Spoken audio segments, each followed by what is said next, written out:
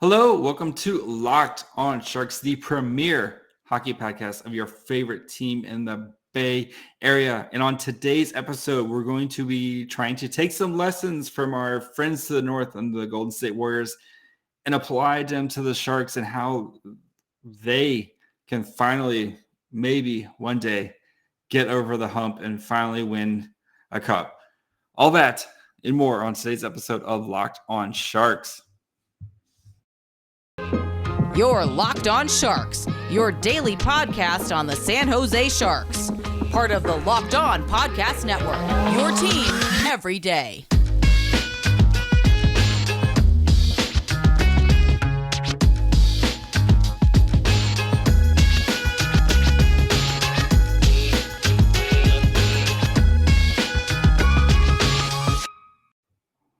I'm your host, JD Young, contributor at San Jose Hockey Now and Fear the Fin.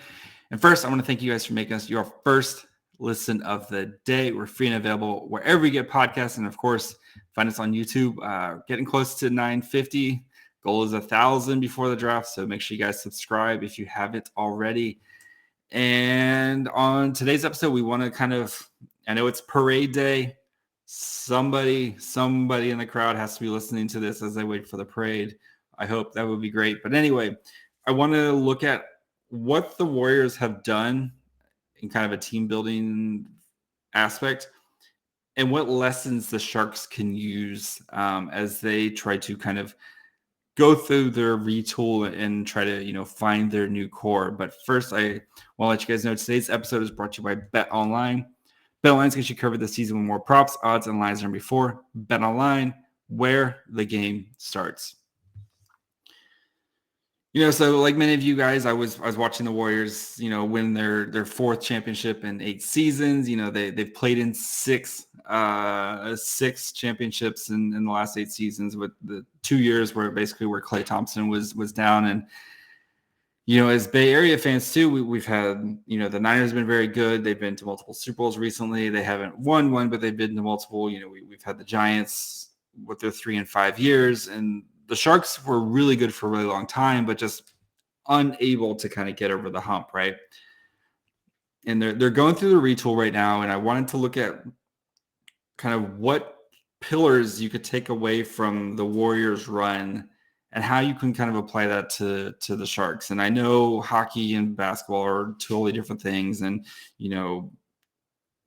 star players in basketball, they provide such a bigger kind of piece of the pie, where they're on the court more, they have the ball in their hands more, et cetera, et cetera. But you can still take, the team building aspects and what the Warriors did and the choices they did or didn't make and apply that to the Sharks. So kind of the 3 big takeaways I took away, from this exercise was you have to nail your draft picks, right?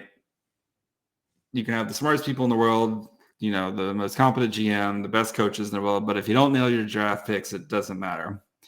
You have to be patient in what you believe in. And it's easy to try to find that quick fix and stuff like that. And then you also have to have the right people at the right time. So let's start with draft picks, right? This is how you build your core. And, the Warriors, they never really kind of when they were building their core of Curry, Klay, and Draymond Green, they didn't really ever fully bottom out. We're the worst team in the league, right? But what the Warriors did was they found their 3 pieces, right? So let's look at Curry, who was the engine. 7th overall pick in the 2009 draft, literally one of the greatest players to 10 best players to play the NBA. And there was questions about, would be able to play, et cetera, but he was definitely a swing of a pick. But he set the tone for everything that the Warriors have done. Everything that they've done has been around trying to get the best out of Steph Curry, trying to put the right pieces around Steph Curry and, really believe in what Curry did. And it, of course, worked out quite well for them, and for the Sharks, I think the engine piece is Eklund, right? So he was taken 7th overall in the 2021 draft. And while I don't think Eklund's going to be one of the 10 greatest hockey players to ever play the game, I think he can be the engine piece on a championship team, where he can be the best player on a championship team and, potential one of the 10 best players in the NHL at any given time, and these sound lofty, but like, if you go back to the draft, before the draft, a lot of people thought William Eklund was going to be the best player out of the draft. And I know down season last year in the SHL, and, there's some people have slight questions and about Eklund and stuff, but I fully believe in Eklund. I think Eklund's going to be a great player for the Sharks for a long time. So, and then you look at the next piece, right, is what I call the overqualified sidekick. So Klay Thompson was taken 11th in the 2011 draft. Him and Steph worked so well together, where, like Klay was drafted to be, because he was already a great shooter, and they would hope that we could develop these other skills like his defense. And, Klay Thompson grew to be an elite defender before his injury. And, but like the way their skills mesh so well, where Klay doesn't need the ball in his hand and he can play off Steph, and Steph can kind of initiate things, like that's, you need to find that guy who would be a star, like the best player on another team, but is willing to be the second kind of banana on your team. And, and the Sharks, they have, coincidentally enough, they have the 11th pick in this year's draft. And, we've been trying to find Eklund a friend this whole offseason. And whether that's Krasinski or Lekarmaki or Lambert or whoever the Sharks pick, they need to make sure that this player fits with Eklund's skills, and that they mesh together, and that, they're both not trying to do the same thing. And that's where you run into issues where guys aren't, you're kind of making guys try to be who they're not. And I think, whoever this guy is, they need to fit with Eklund and kind of what Eklund is bringing to the table, and try to kind of hide Eklund's weaknesses, and then more importantly, bring out his strengths. So, and then the last kind of piece, the Draymond Green piece, right? So Draymond Green was the kind of the out of nowhere star. So he was a second round pick in the 2012 draft. He's undersized. NBA teams didn't really know what to do with him. Like what is he going to be in the NBA? But, he has insane versatility. He brings an edge to the team, and, he helps to kind of do the dirty work and cover the team's flaws, and, became an out of nowhere star, where, a second round pick who actually became, a star. And the hope for the Sharks is that they have this guy already in the organization, and you hope hopefully it's one of these 2022 or 2020 draft guys, whether it's, your Ozzy, your Bordeleau, Robins, Gushins, Coes, whoever. One of these guys outperforms their draft slot to the point where, like, we look back in a few years and you go, how the hell did this guy slide to, the second, third, fourth round type of guy? So, and these pieces become your core of, like, yes, I have this, and this, and I just got to kind of build around these guys. So, as we look into kind of the next thing for the Sharks is, being patient with them and what that actually means, and, kind of sticking to the plan. But before we do that, we got to take a quick break and talk to you guys about our friends over at Bet Online. You guys know Bet Online, the best place to do your sports betting.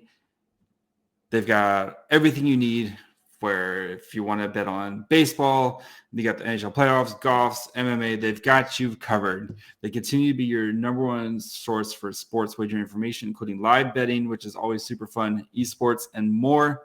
They're the fastest and easiest way to check on your favorite sporting events like MMA, boxing, and golf. So head to their website today or use your mobile device to learn more about the trends in action. Bet Online, where the game starts. Also, we have a big favor to ask you guys. We put together a survey so we can learn more about listeners like you to make your favorite Locked On podcast like this one even better. This is your opportunity to tell us what you like and don't like about Locked On Podcast. So go to lockedonpodcast.com/survey right now to get started. It won't take very long, and everyone that completes the survey can qualify for a chance to win one of 10 $100 Ticketmaster gift cards. To take our audience survey, go to lockedonpodcast.com/survey. Thanks for your help. All right. You have to have a vision, and you have to be patient with it, okay? And it can be really easy sometimes to try to go for the shortcut, and you think about like the Warriors. The biggest thing that comes to mind with the Warriors, right, is there was literally a Klay Thompson for Kevin Love trade on the table, and there was a lot of discussion in the Warriors about, is this the right move right now to take a guy, Klay Thompson, who hadn't quite reached his potential yet, for a guy, Kevin Love, who was, an all-star type of player, and matching him with Curry. And, there was a lot of discussion, like, is this the right move at the right time, this type of thing. And of course, we all know that they didn't end up doing that deal. And look how it worked out for him. And I think that's a big takeaway is if you have a plan and you have a vision, and whoever the GM is, if they're going to have a plan and a vision, but you have to stick to that. And you can't be swayed by, the glitz and glamour of maybe the shortcut to try to get there a little bit sooner. You've spent so much of your time and your resources kind of building up this prospect pool, which was honestly, it was bad for a long time. And, they've worked their way up, and they've got a lot of these picks, and a lot of these guys look like they're going to be NHL contributors, and you think you have your foundational piece in William Eklund. You hope you have one of these guys that can kind of be out-produce their draft slot, between Bordeleau, Robins, whoever, right? And you're trying to find this other guy at number 11 here. And, I had a conversation, did an episode last week about trading for Pasta. And while it's a really fun idea, like, it would be really fun to have Pasta. I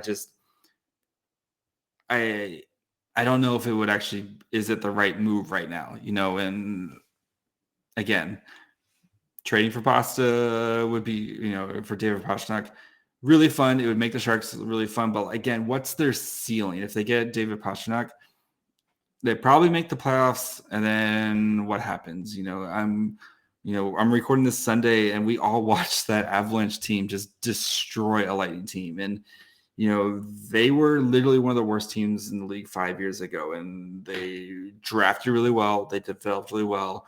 And now look at them. They're getting ready to start their run of just pure dominance. And the Lightning are literally 2-time defending champions, have, gone on an amazing run and stuff. And they just looked outclassed Saturday night. And like,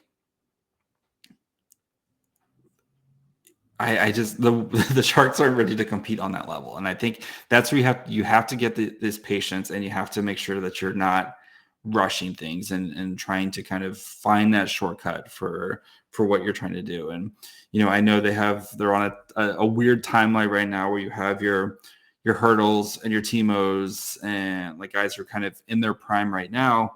And then you have a bunch of younger guys who are getting ready to enter, kind of just NHL impact right now, and kind of learning their course. And, you're trying to mesh these two together, but it's really easy to just be like, hey, let's trade a bunch of draft picks and stuff and get a star player, which again, if you want to make the play, if your goal is to make the playoffs this year, you're probably going to make the playoffs with Timo Meier, David Pastrnak, and Tomas Hertl. But if you want to win cups, I think you have to be patient, and you have to build this thing the right way, and finding these pieces, and kind of building your core the right way. And and it's going to take making hard decisions of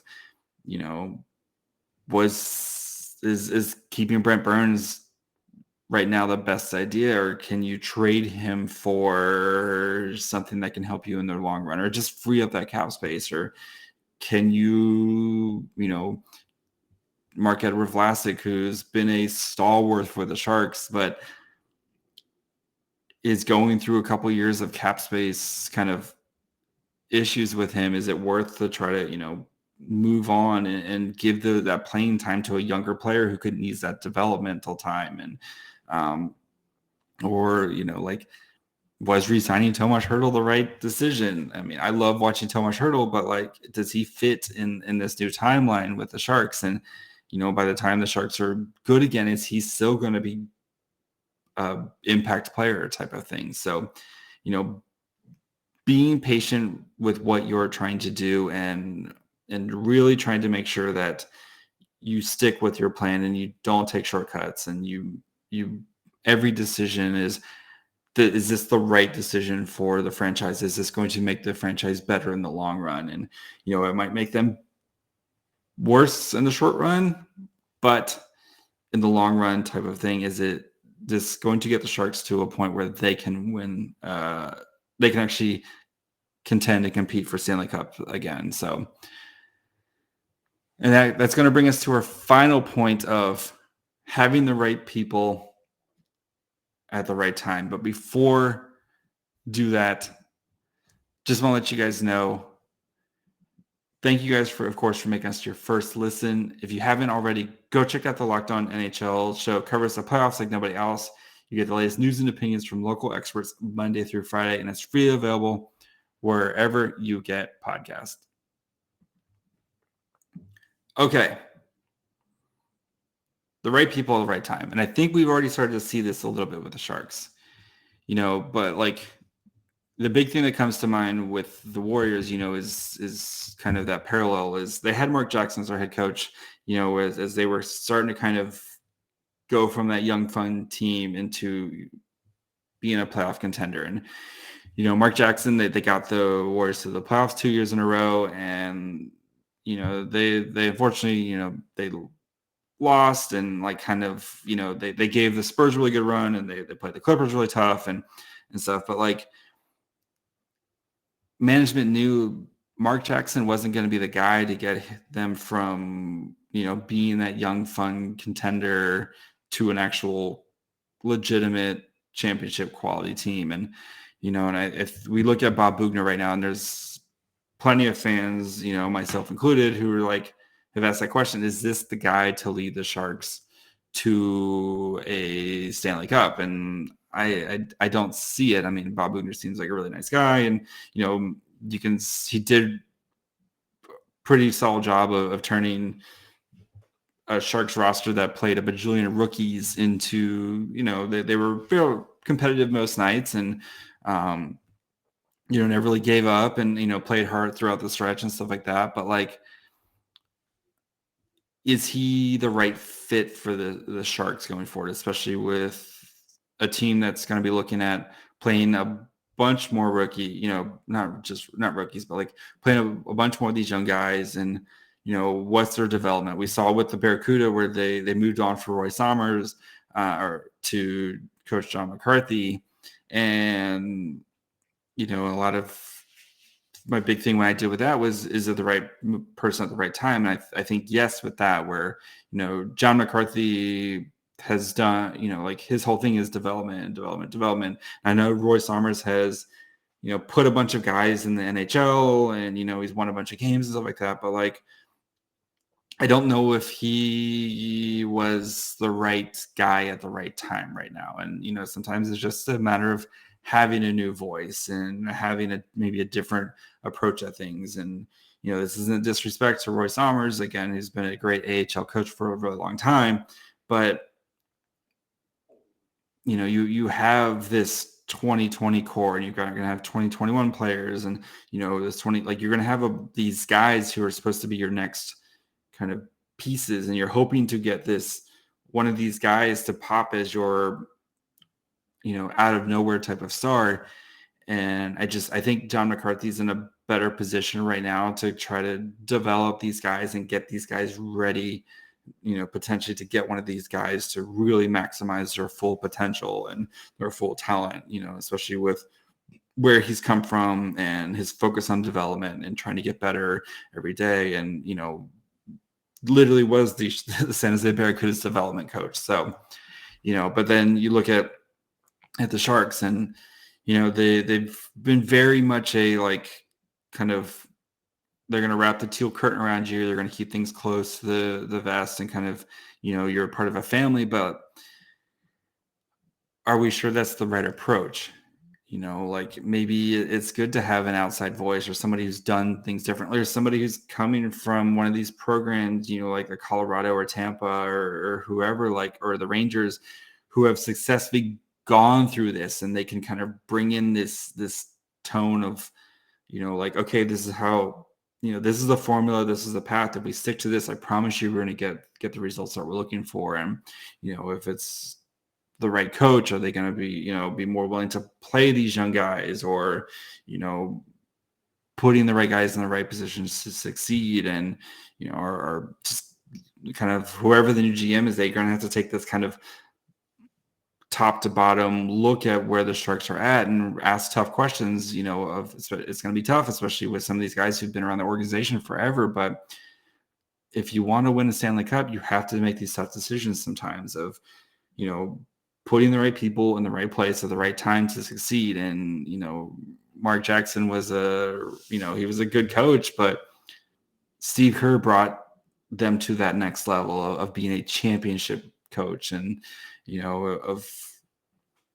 brought in a new system, and he made sure to kind of let your engine be your engine, and kind of make sure everybody fit, and, manage the personalities and everything like that. And, I know hockey's a bajillion times different. There's more people, et cetera, but like just making sure you have that right person at the right time with the Sharks. And, I don't even know if right now is the right time to make that decision, because you're still trying to figure out what you have and who you are. So yeah. So that's kind of my thing with is, again, you got to know your draft picks, which it's hard. You got to be patient with the process, and you got to make sure you have the right people in at the right time. And it's not easy, and it's a very hard thing but winning championships isn't easy. The Warriors were a mess for a very, very, very long time before, they had their We Believe season and stuff like that. But, before Curry got there and kind of reset what the Warriors could be, and they were a mess for a really long time, but they got the right people, and they had a vision, they stuck to it, and look, it's paying off for them, and we've seen that in the NHL with the Avalanche, where, again, they had a vision. They've made smart trades. They've looked to better their team every possibility.